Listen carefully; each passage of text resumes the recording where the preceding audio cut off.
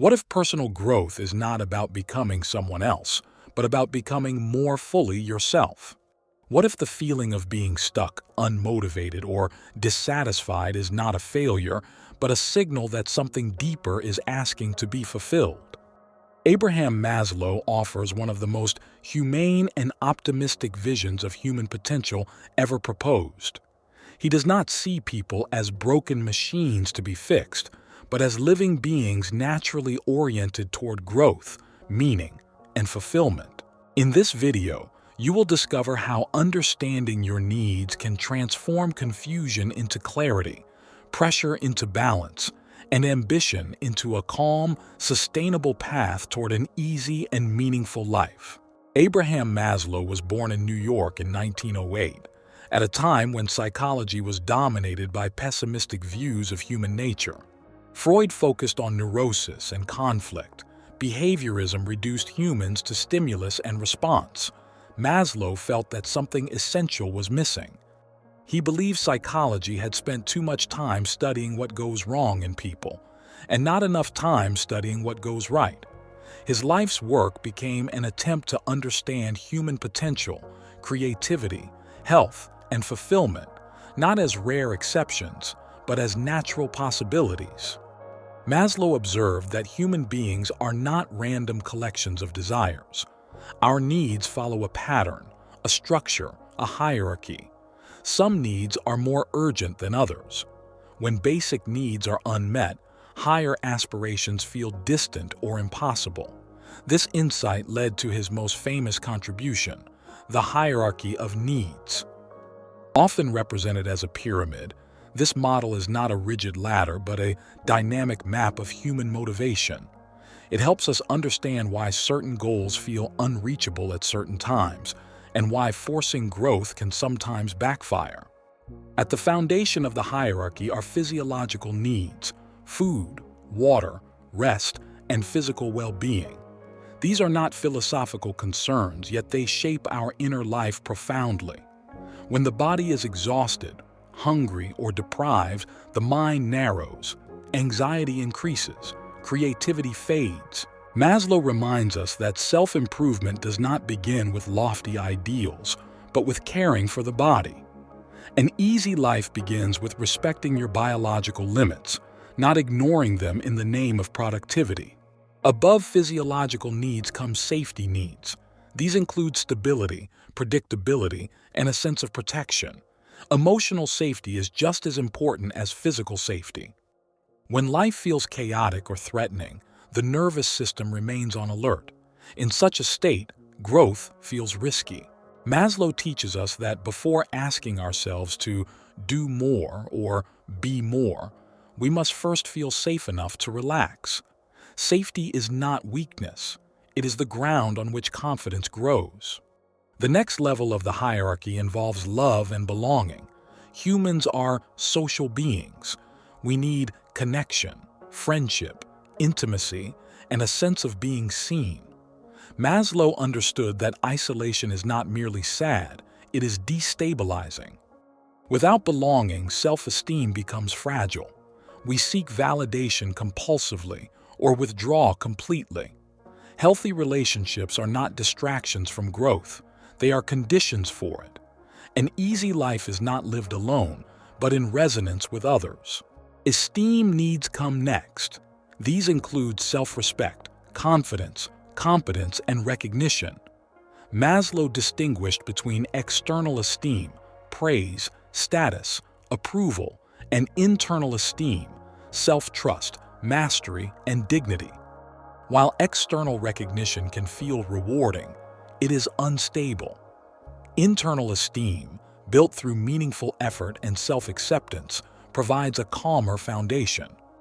Maslow did not encourage ego inflation. He encouraged quiet confidence rooted in real capability. At the top of the hierarchy lies self-actualization. This is not perfection, success, or constant happiness. Self-actualization means becoming what you are capable of becoming. It is the fulfillment of potential, expressed uniquely in each person. For some, it appears as creativity. For others, as service, wisdom, craftsmanship, or deep understanding. Maslow emphasized that self-actualized people are not free from problems, but they relate to problems differently. They are less driven by fear and more guided by meaning. Maslow studied individuals he considered psychologically healthy, including artists, thinkers, and ordinary people living authentically. He found common traits among them: acceptance of self and others, spontaneity, autonomy, deep relationships, and a sense of purpose beyond ego. These individuals were not constantly chasing happiness. They were engaged with life. They experienced what Maslow called peak experiences, moments of clarity, awe, and deep connection with reality. A crucial insight in Maslow's work is that growth cannot be rushed. When we try to skip levels of the hierarchy, we create tension. For example, chasing purpose while neglecting rest or seeking confidence without safety leads to burnout. Maslow's model invites patience and self-compassion. Growth is not a race. It is a process of alignment. When needs are met in the right order, motivation becomes natural rather than forced. Maslow also warned against confusing deficiency needs with growth needs. Deficiency needs arise from lack. Growth needs arise from abundance. When you act from deficiency, your actions are driven by fear, comparison, or urgency. When you act from growth, your actions are expressive, calm, and self-directed. An easy life is not a life without effort, but a life where effort flows from alignment instead of pressure. In modern life, many people feel guilty for having basic needs. They push themselves relentlessly, believing rest is laziness and contentment is complacency. Maslow offers a gentler perspective. He suggests that honoring your needs is not indulgence, it is intelligence. When you respect your limits, you preserve your energy for what truly matters. Sustainable growth always begins with care. Maslow's philosophy also reframes motivation. He believed that humans naturally move toward growth when obstacles are removed. You do not need to constantly force yourself forward. Often, what you need is to stop sabotaging yourself through neglect, self-criticism, or unrealistic expectations. When the environment supports growth, motivation emerges organically. Applied to everyday life, Maslow's ideas invite simple but profound reflection. Ask yourself which level of need currently demands attention. Are you exhausted, seeking safety, craving connection, questioning your worth, or feeling ready for deeper meaning? There is no shame in any answer. Awareness alone reduces inner conflict. You stop blaming yourself for lack of progress and start responding intelligently to your actual condition. Maslow believed that self-actualization is not a final destination. It is a way of living. Even self-actualized individuals continue to grow, adapt, and learn. The difference is that they are not driven by chronic dissatisfaction. They are grounded. They experience life more fully with fewer internal obstacles.